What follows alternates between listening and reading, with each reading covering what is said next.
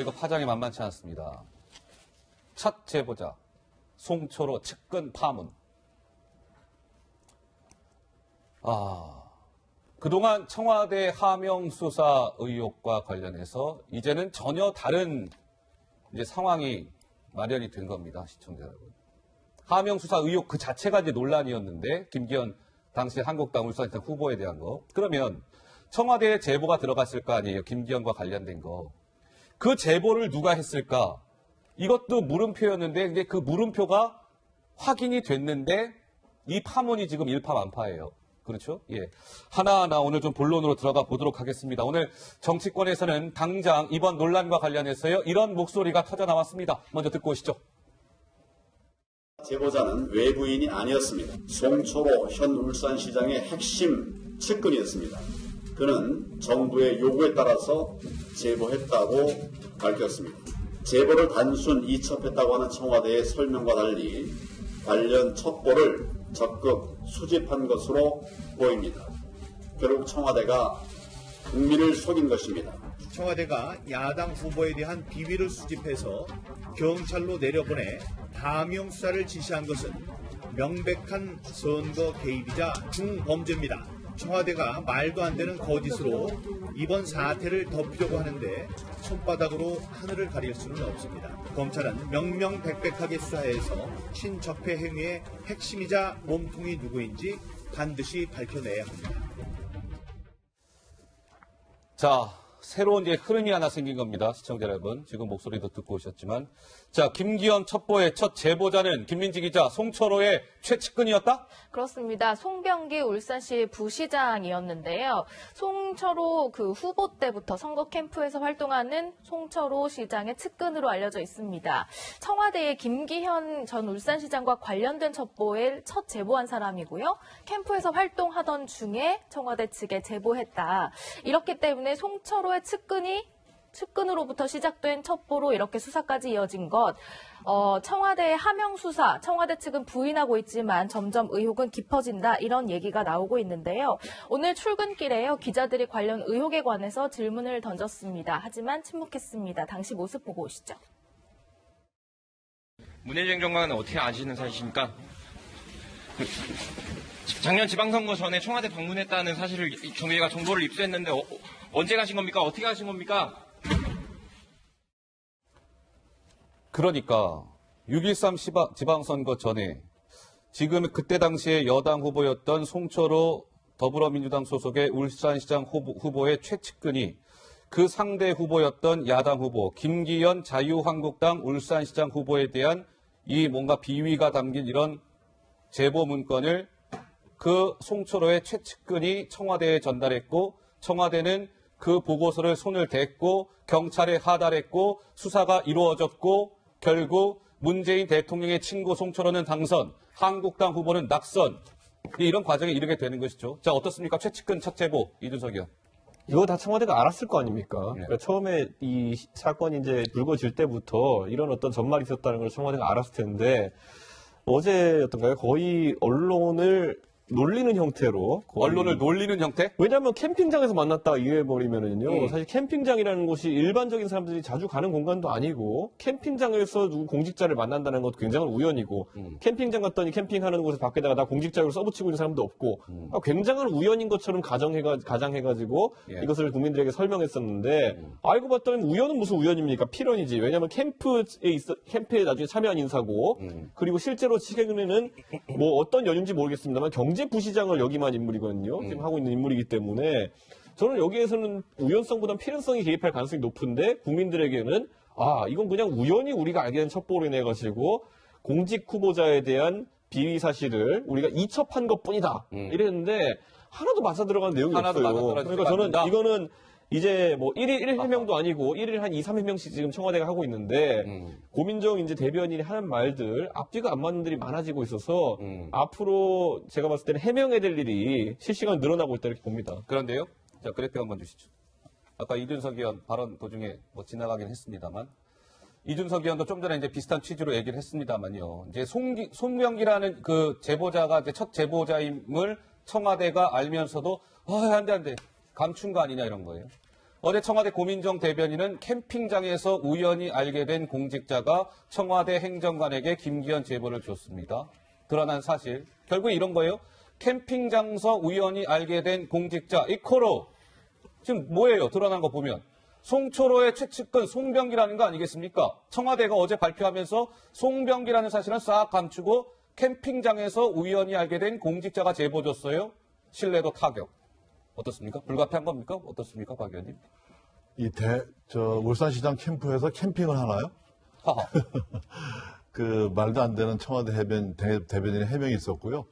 또 그 전에 노영민 청와대 비서실장이 국회 운영위원회에서 답변한 것도 불행한 그 선택을 했던 검찰 수사관하고 또 배치가 됩니다. 예.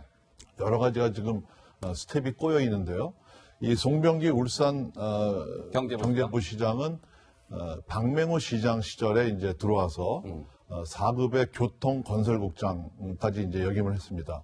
그러다가 김기현 시장이 오면서 이 자리를 물러나서 좀 외곽으로 가서 이제 홀대를 받고서는 사표를 내고 송초로 캠프로 이제 들어간 사람입니다. 그러니까 한국당 쪽에 있다가 이제 민주당으로 말을 갈아탄 거예요. 그렇습니다. 네. 예. 그래서 송초로 시장의 어떤 교통 정책을 수립하는 데 1등 공신 역할을 했던 것이죠. 예. 근데 이분이 그 김경수 경남지사의 진주고등학교, 진주모 고등학교의 동기생이 데스크로 있는 현장에 나와서 이 조사하는 사람이 아니라 정보를 수집하는 데스크에 앉은 이 청와대 민정실의 행정관에게 이 첩보를 제공을 하고 그 민정실에서 가공을 해서 경찰에 넘겨준 겁니다. 그렇죠. 잠시 후에 저희가 또 그거 짚어볼 거죠. 네, 그래서 예. 이제 이게 울산시장의 그 공천받는 날, 김기현 시장이 공천받는 날 시장실을 압수수색함으로써 결국 선거에 속된 말로 고춧가루를 뿌린 거죠. 아하. 그래서 완전히 그 당시에 지지도가 15% 앞서고 있던 김기현 시장이 알겠습니다. 결국은 이제 패배하게 되는 이런 야당 탄압의 선거 공작이 이제 진행이 된 겁니다. 자, 저희가 좀 급하게 좀 하나 준비를 했는데요. 지금 이제 이 논란의 중심에 선 송병기라는 울산시 지금 경제부시장. 조금 전에 울산 시 프레스센터인가요? 어디서 지금 기자회견을 했어요, 시청자 여러분. 이번 논란과 관련해 그 영상이 조금 전에 도착을 했습니다.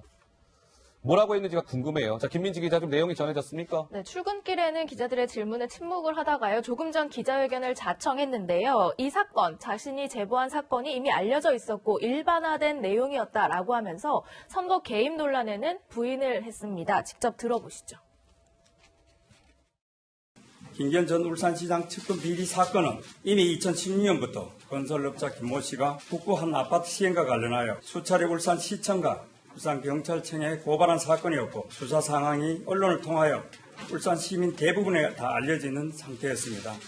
제가 이야기한 내용 또한 일반화된 내용 그 이상도 그 이하도 아님을 밝힙니다. 그리고 분명하게 밝히는 것은 시장 선거를 염두에 두고 김기현 전 울산시장 측근 비리 사건을 제보했다는 일부 주장은 제 양심을 걸고 단연코 사실이 아님을 말씀드립니다. 또한 저는 저희 이번 행위에 대해 추후에 후회나 거리낌 없으며 그 어떤 악의적인 여론 왜곡에도 흔들리지 않을 것입니다. 자, 송병기 부시장 요약해보자면 이런 거죠. 김기현 첩보 이미 내가 그 청와대 행정관한테 알려준 건 맞아요. 근데 그거 새로운 거 아니에요. 이미 다 언론 통해서 알려졌던 그런 정도 수준의 얘기였습니다. 양심 걸고 시장 선거대가 염두에 둔 제보 아니었어요. 추후에 후회나 거리낌 없으며 그 어떤 악의적인 여론에도 흔들리지 않겠습니다라고 조금 전에 울산에서 브리핑을 가졌습니다. 어떻게 보셨습니까? 네, 먼저 이 건은 크게 세 가지 흐름으로 좀 봐야 될 것 같습니다. 먼저는 이게 정치 공작이냐 아니냐라는 그 측면인데요. 이 과거의 정치 공작은 없었던 일을 꾸며내서 있었던 것처럼 이렇게 했었거든요. 만약에 김 전 시장 측근 비리 의혹과 관련돼서 없었던 일인데 이것을 청와대가 꾸며내서 선거에 영향을 미쳤다라고 하면 큰일입니다. 그러나 이미 언론 보도 등을 통해서 밝혀진 바에 따르면 이미 울산 정가나 관가에 널리 퍼져 있다는 얘기 아닙니까? 그리고 검찰과 경찰에서 인지하고 있었고 일부는 이미 수사하고 있었고 이 지점을 좀 확인해야 될 것 같고요. 두 번째는 두 번째는 우리가 이 자리에서 많이 얘기했지만 이 건의 핵심은 첩보의 생산자, 그다음에 이첩 경로가 어떻게 되느냐 이게 중요하다고 얘기를 했었는데 일단은 첩보의 생산자가 청와대가 아니라 제3의 인물인 송병기 부시장이다 이렇게 밝혀진 겁니다. 예. 이건 확인된 거고요. 그래서 그간의 몇 가지 의혹에 대해서 청와대가 설명을 했다고 보여지고요. 다음에는 이제 송병기 부시장과 관련된 건인데 지금은 부시장입니다만 예. 당시에는 그 송철호 시장의 핵심 측근도 아니었고 아마 공무원 신분이었거나 공무원에서 막 나온 시점이었겠죠. 대개 보면 당시에 시장과 관련된 측근비리 의혹을 제보할 만한 사람들은 아마도 공무원이거나 공무원 출신이거나 아니면 그 사건과 관련된 당사자였을 거예요. 예. 근데 이제 이 제보자의 족보까지 뒤져가지고 이 신빙성을 따져서 경찰에 넘기느냐 하는 문제는 별개의 문제일 것 같아요. 나머지 이제 신뢰도의 문제는 수사기관에서 밝힐 문제죠. 자, 근데 하나 확인하고 갈게요. 지금 이 송초로 측근 송병기 울산부시장이 당시에 그 청와대 행정관한테 이 제보 문건을 전달했을 때 이 송병기라는 분은 송초로 캠프랑 전혀 상관이 없었을 때입니까? 일단 그거 하나 확인하고 넘어가죠. 제가 알기로는 캠프에서 활동 중이었다고 알고 있는데요. 캠프에서 활동 중이었습니까? 일단 그거 확인하고요. 저는 이제 여기서 짚어야 될 게 방금 전에 이제 김미경 소장께서 결국에는 뭐 공직자로서 알고 있던 비위를 제보한 거 아니냐는 취지로 이제 말씀하셨는데 일반적으로 공직자가 비위를 발견했을 때 제보하는 경로가 청와대는 아닙니다. 그런 공직자의 비위를 신고하기 위한 센터들 같은 것도 있고 무엇보다도 수사기관으로 경찰과 검찰이 있습니다. 그렇다면은 이분이 뭐 내부 고발자나 공익제보자의 신분을 득할 수 있음에도 불구하고 그런 절차를 거치지 않고 바로 이제 청와대에 찌르는 형식으로 이제 가게 된 거. 아하. 또는 또 일부가 이 송병기 씨가 주장하는 바로는 청와대가 먼저 물어봤다지 않습니까? 이렇게 간 것은 결코 일반적인 경로가 아니고 오히려 박형철 반부패 비서관이 나도 이런 건 딱 한 건이었다라고 한 것과 오히려 일치하는 부분이기 때문에 저는 대한민국에 뭐 비리 제보 많이 들어옵니다. 그런데 세상에 어떤 억울한 사람이 있다 하더라도 청와대 행정관한테 찔러가지고 이렇게 올라갈 그런 패스트 트랙을 가지려고 하겠습니까? 저는 이거 자체가 의심을 사야 되는 사안인데 이렇게 해명해놓고는 지금 여권 측에서는 제보자와 생산자가 확인됐으니 됐다 이렇게 하는 거는 저는 진짜 후한무치한 작태라고 봅니다. 거기다 좀 덧붙이면요. 제보가 들어올 때는 어디에서 원 가공한 재료를 수사기관에 넘기게 돼 있는데 이 제보는 청와대 민정비서실의 행정관이 가공을 해서 손을 탔다. 그렇습니다. 이렇기 때문에 이것이 팩트가 더 추가될 수 있기 때문에 그래서 이제 공작 수사 야당 탄압이다 이런 얘기를 하는 겁니다. 자, 시청자 여러분 좀 이렇게 정리를 해서 좀 방송을 시청해 주셔야 될 것 같습니다. 워낙 이제 여러 가지 팩트들이 나오고 있고, 근데 청와대 김기현 하명 수사 관련해서 지금까지의 대화는 그 청와대에 처음으로 제보를 준 사람이 누구냐. 근데 그게 이제 송초로 측근 송병기였다 이제 이런 것이고요. 그럼 청와대가 그 송병기한테 첫 번 제보를 받았을 거 아니에요? 청와대가 행정관 손에 들어갔어요. 그럼 그때부터 이제 어떻게 됐느냐 이제 그 얘기를 할 겁니다. 자, 김민지 기자 소개해 주시죠. 네, 송병기 부시장이요. 당시에 첩보를 청와대 측에 제공을 했잖아요. 이 첩보를 받은 청와대에서 전달받은 사람이 바로 청와대 행정관이었습니다. 문모 씨라고 있는데요. 이분이 공교롭게도 김경수 경남지사와 고교 친구 사이다, 그 측근이다, 뭐 이렇게 알려져 있어서 더 논란이 되고 있고요. 그러니까 정리를 하자면 송철호의 최측근이 전달한 첩보를 김경수의 친구가 편집한 것 아니냐. 뭐 이렇게 정리가 돼서 조금 얘기가 나오고 있습니다. 이게 참 글쎄요. 그러니까는 송병기 당시 울산시장 민주당 후보의 최측근이 청와대에 토스를 했고 그 토스를 공을 받은 청와대 행정관이 그거를 보고서에 약간의 손을 댔는데 그 행정관이 김경수 경남지사의 고등학교 친구였다. 자, 다음 그래픽 주시죠. 과정을 한번 쭉 보시죠. 드러난 사실 정리해 볼게요. 송철호 최측근이 청와대 제보했습니다. 김경수 친구인 청와대 행정관이 편집했어요. 그리고 나서 어떻게 하죠? 경찰청을 거쳐서 울산청에 하달이 됩니다. 6.13 지방선거 지난해 어떻게 됐습니까? 결과 문재인 대통령의 친구, 난 저분의 당선을 보는 게 소원입니다. 문재인 대통령이 얘기했던 그 송철호가 결국 울산시장에 당선되고 한국당 후보는 낙선했습니다. 한국당은 이런 의심 보내고 있는 거예요. 아니 같은 편끼리 비위 정보 서로 토스하고 주고받으면서 선거에 개입한 거 아닙니까? 이게 한국당의 주장인데요. 어떻습니까? 어느 분이 말씀 주시겠어요? 한번 어떤 사건에 대해서 한번 의심하고 의혹의 눈초리를 한번 보기 시작하면 끝이 없는데. 끝이 없다. 일단 문무행정관의 경우를 보면 지금은 이제 김경수 경남지사의 친구로 알려져 있는데 죄송합니다. 문무행정관은 검찰 수사관 출신으로 과거 이명박, 박근혜 정부에서도 민정수석실에서 근무한 경험이 있는 정보통으로 알려진 인물입니다. 정보통이었다. 아마도 그 분야에 좀 잔뼈가 굵은 인물이고 긍정적으로 평가를 받았던 분 같아요. 이분이 다시 이제 문재인 정부 에서도 일을 하게 됐던 것 같은데 아마도 민정비서관실의 업무 중에서 보면 국정에 관한 민심을 청취하고 정보를 수집하고 이런 기능이 있습니다. 이와 관련돼서 국정에 관한 민심을 다각도로 청취하는 아마 시스템을 자기 나름대로 구축을 했겠죠. 그래서 울산에서 벌어진 일과 관련돼서는 울산의 그 송병기 시장이 아마도 정보원이 있지 않았나 싶어요. 그래서 기사를 언론 보도를 통해서 밝혀졌지만 이 내용이 무슨 선거에 대해서 물어본 게 아니라 울산에 특이 동향이 있느냐라고 했더니 송병기 지금 부시장이죠. 부시장이 관련된 내용을 당시에 이제 언론에도 보도되고 경찰에서 수사도 되고 했기 때문에 이런 내용들을 정리해서 보내줬다. 이렇게 좀 알려져 있는 내용입니다. 자, 그런데 그러면 이게 이제 통상적인 경로로 이런 제보가 들어가야 되는데 청와대에서 그런 첩보를 수집하는 사람에게 직보가 돼서 이 김기현 울산시장의 상대편인 송철호 민주당 후보의 캠프에 있는 사람이 직접 전했다는 게 문제입니다. 그게 문제다? 이 일반인이 가능하겠습니까? 그리고 이 첩보가 생성이 돼서 간 다음에 지방선거 전해에 황운하 울산경찰청장이 임기가 좀 정해지지 않았습니다만 이례적으로 이 전임 경찰청장이 다른 데로 가버리고 황운하가 예, 그렇습니다.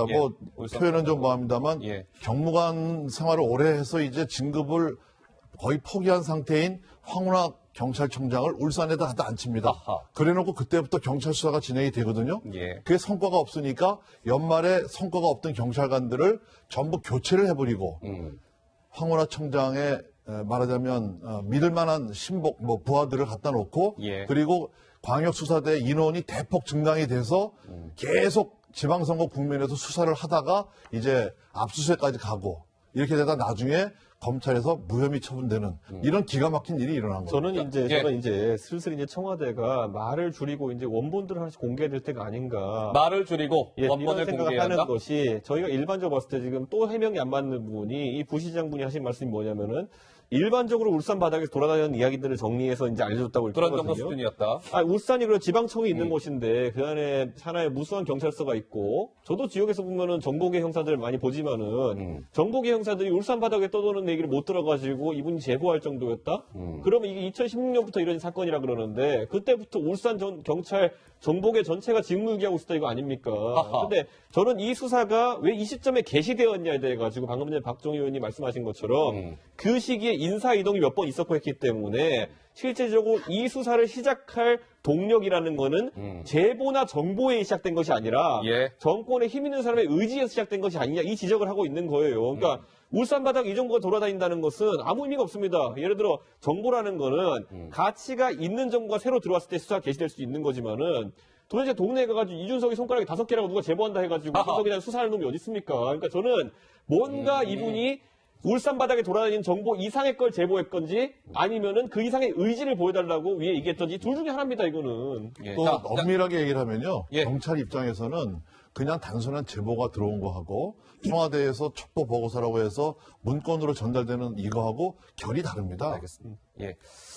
자, 그러면 이제 좀 단락을 또 나눠서 가는 거예요. 첫 번째 제보자는 송철호 측근이었다 이런 것이고 청와대 토스를 받은 공을 받은 청와대 행정관이 김경수 친구였는데 이제 보고서를 만들었다 이런 것이고 여기까지 얘기가 된 거고요.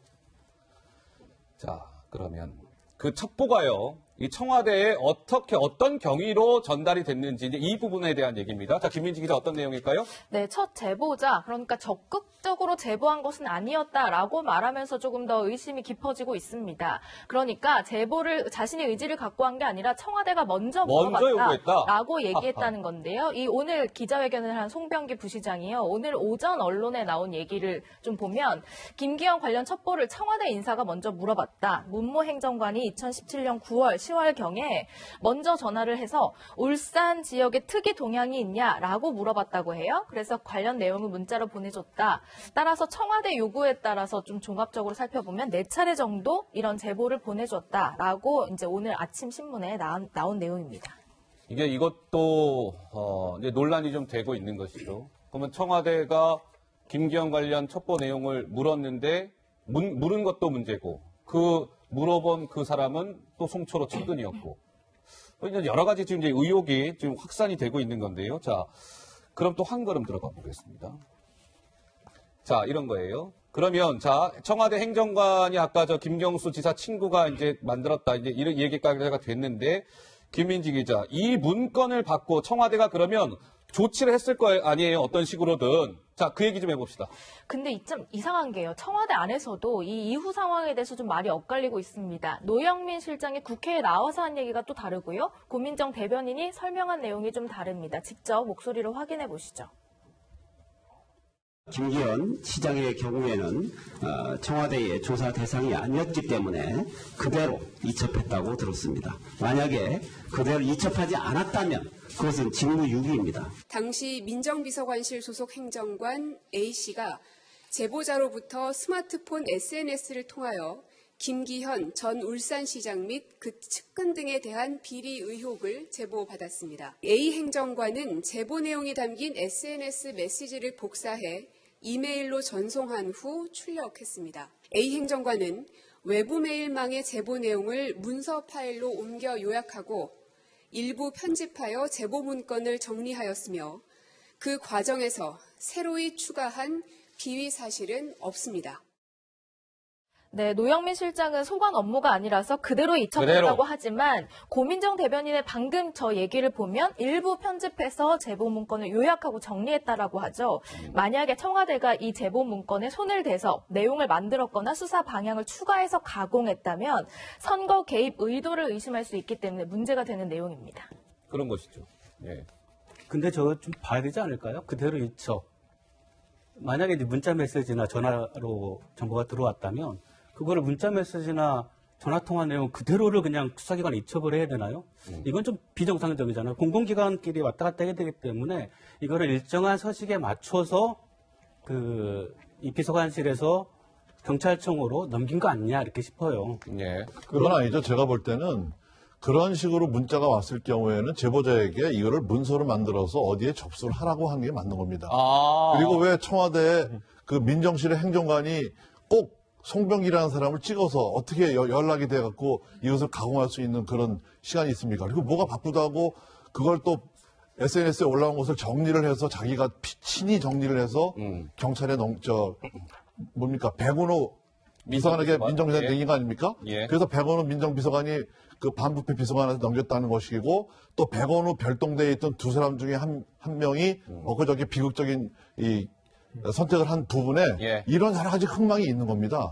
그러니까 저는 지금 이 해명에도 이제 이첩이라는 개념, 그대로 이첩했다는 게 노영민 개념이 실장. 뭐냐는 것도 또 이제 말장난이 나오는데 예. 저는 이 지적하고 싶은 게 그대로 이첩했다는 거는 그 내용에 대해서 가치 판단하지 않았다는 거예요. 그런 것이죠. 그렇기 때문에 내용의 형식만 바꿔가지고 보냈다는 게 고민정 대변인의 해명인데 그럼 제가 지금 저도 그 청와대 민정수석실 그 별동대에 전화해가지고 제가 전화번호 알아내가지고 예. 문재인 대통령 귀는 당나귀기다라고 제가 얘기하면은 아하. 그걸 문서로 만들어가지고 경찰에 이첩해 줍니까? 그러니까 이게 자기네 가치 판단했다는 거예요. 제가 그런 예 전화한다고 해서 절대 이첩하면 안 되죠.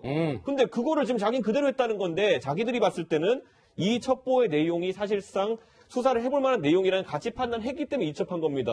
그리고 이런 거 하면 안 돼요. 그게 업무 영역이 아니에요. 예. 그러니까 저는 아주 해명이 말이 안 되는 거라고 생각합니다. 자, 시청자 여러분.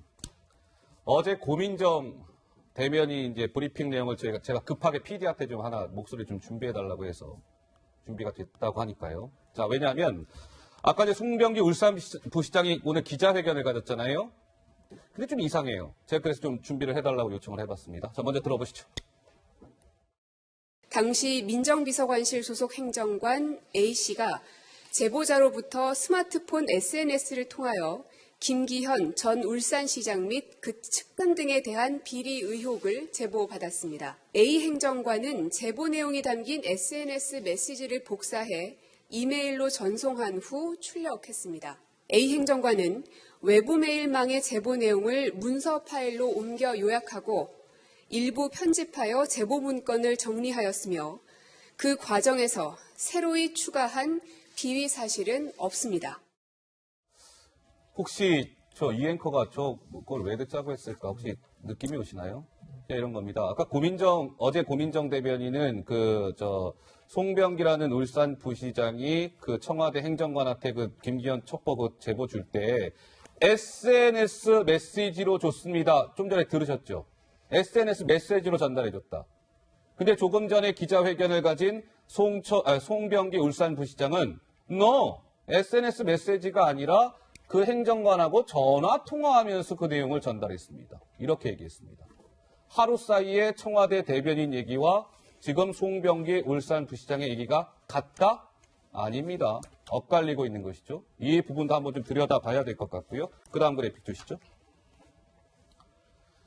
자, 청와대는 해명을 하고 있습니다만 의혹은 오히려 가라앉고 있다? 아닙니다. 증폭되고 있는 것 같아요. 자, 그대로 이첩했다라는 청와대 설명과 달리 지금 제보 문건을 그 김경수 친구라는 문모 행정관이 손댄 거 아니냐, 재가공한 거 아니냐 이런 의혹. 또 하나, 김기현 관련 경찰 이첩 청와대는 정상적이었다고 주장하고 있으나 사실은요.